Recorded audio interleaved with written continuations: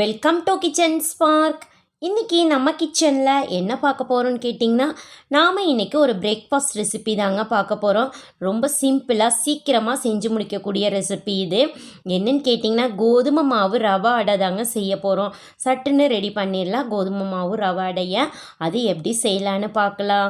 அதுக்கு முன்னாடி இன்னும் நீங்கள் நம்ம சேனலை சப்ஸ்கிரைப் பண்ணாமல் இருந்தீங்கன்னா சப்ஸ்கிரைப் பண்ணிடுங்க. அப்படியே பக்கத்தில் இருக்கிற பெல் ஐக்கானையும் கிளிக் பண்ணிடுங்க. வாங்க இன்றைக்கி ரொம்ப டேஸ்டான இந்த கோதுமை மாவு ரவா அடை எப்படி செய்யலான்னு பார்க்கலாம். ஃபஸ்ட்டு நம்ம ஒரு மிக்சிங் பவுலில் அரை கப் அளவுக்கு பார்த்திங்கன்னா வெள்ளை ரவை எடுத்துக்கலாங்க. நான் வறுக்காத ரவை தான் எடுத்துருக்கிறேன். நெக்ஸ்ட்டு பார்த்திங்கன்னா இதில் அரை கப் அளவுக்கு கோதுமை மாவு எடுத்துக்கலாம். நெக்ஸ்ட் இதில் பார்த்திங்கன்னா நாம் ஒரு அரை கப் அளவுக்கு தயிர் எடுத்துக்கலாம். ரொம்ப புளிக்காத தயிராக பார்த்துக்கோங்க. ஓரளவுக்கு புளிச்சிருந்தா ஓகே. இதில் பார்த்திங்கன்னா ஒரு 2 பெரிய வெங்காயம் பார்த்திங்கன்னா பொடியாக கட் பண்ணி வச்சுருக்கிறேன். அதை இதில் நம்ம ஆட் பண்ணிக்கலாம்.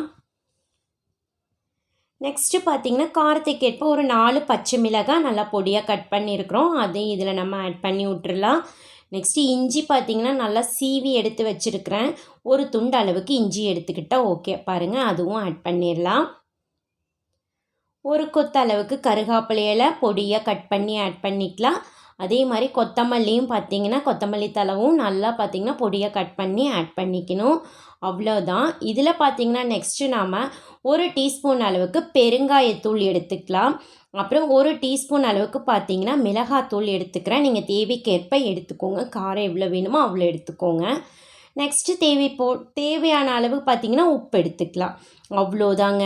இதை நல்லா மிக்ஸ் பண்ணி விட்டுறலாம். தண்ணி ஊற்ற வேண்டாம். ஃபஸ்ட்டு நம்ம மாவை மிக்ஸ் பண்ணிக்கலாம். ஆல்ரெடி தயிர் ஒரு அரை கப் ஆட் பண்ணியிருக்கிறதுனால நம்மளுக்கு தண்ணி அவசியம் தேவைப்படாது. நம்ம தண்ணி தேவைப்பட்டால் நம்ம பிசைஞ்சு பார்த்துட்டு ஆட் பண்ணிக்கலாம்.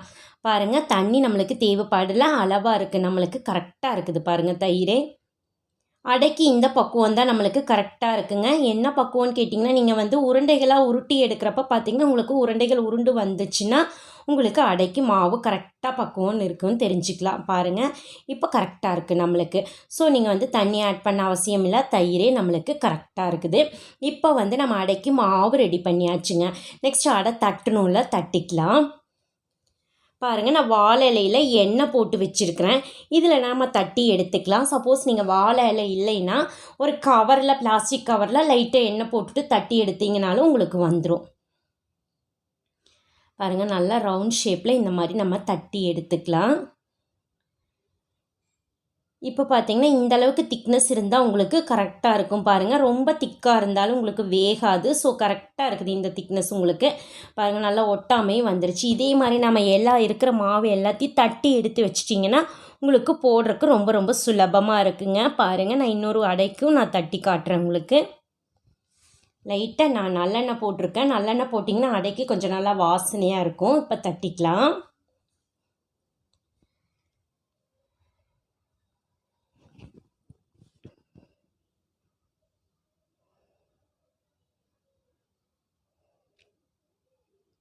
அவ்வளோதான். பாருங்கள், நல்லா ஒட்டாமல் வந்துருச்சு. இந்தளவுக்கு திக்னஸ் நம்மளுக்கு கரெக்டாக இருக்கும்.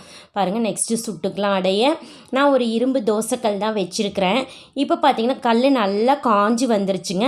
நான் நல்லெண்ணெய் தான் ஊற்றி சுட்டுக்க போகிறேன். நல்லெண்ணெய் தான் நல்லா டேஸ்ட்டாக இருக்கும். நீங்கள் நல்லெண்ணெய் வேண்டாம் அப்படின்னா நெய்யில் கூட நீங்கள் சுட்டிங்கனாலும் நல்லாயிருக்கும் உங்களுக்கு டேஸ்ட்டு. பாருங்கள், நல்லா எண்ணெயை தேய்ச்சி விட்டுட்டு இந்த மாதிரி நம்ம வாழையில் தட்டி வச்சுருந்தோம் இல்லைங்க, அதை ஆட் பண்ணிக்கலாம். பாருங்கள், நல்லா சூப்பராக ஒட்டாமல் நல்லா ரவுண்ட் ஷேப்பில் நம்மளுக்கு வந்திருக்கு. இப்போ பார்த்திங்கன்னா நம்ம திருப்பி போட்டுக்கலாம். எண்ணெய் பார்த்திங்கன்னா அடியில் ஆல்ரெடி எண்ணெய் தொடச்சிருக்கோம். இன்னும் கொஞ்சம் நம்ம மேலே எண்ணெய் விட்டுக்கலாம். பாருங்கள், எண்ணெய் விட்டுட்டு அடுப்பை கொஞ்சம் நல்லாவே ஹை ஃப்ளேம்லேயே வச்சுட்டு நீங்கள் திருப்பி திருப்பி போட்டிங்கன்னா உங்களுக்கு சீக்கிரமாக வெந்து வந்துடும். ஆனால் நீங்கள் திருப்பி திருப்பி போட்டுகிட்டே எடுக்கணும். அப்போ தான் கருகாமல் நல்லா வெந்து வரும் உங்களுக்கு.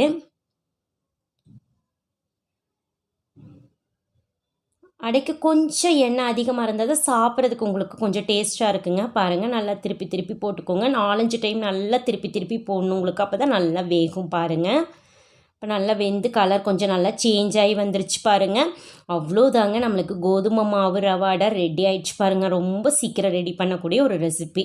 நாம் இதே மாதிரி எல்லாத்தையும் சுட்டுக்கலாம். நான் லைட்டாக சாம்பார் மட்டும் வச்சுருக்கிறேன். இது இல்லை சைடிஷே இல்லாமல் கூட சாப்பிட்டுக்கலாங்க. ரொம்பவும் டேஸ்ட்டாக இருக்கும், நம்ம வெங்காயம் மிளகாயெல்லாம் ஆட் பண்ணியிருக்கிறனால.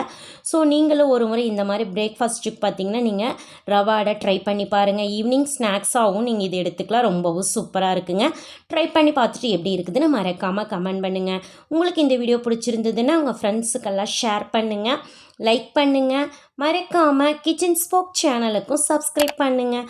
மீண்டும் சந்திக்கலாங்க நாம் நாளைக்கு இன்னொரு வீடியோவில். அது வரைக்கும் நன்றி. பாய்.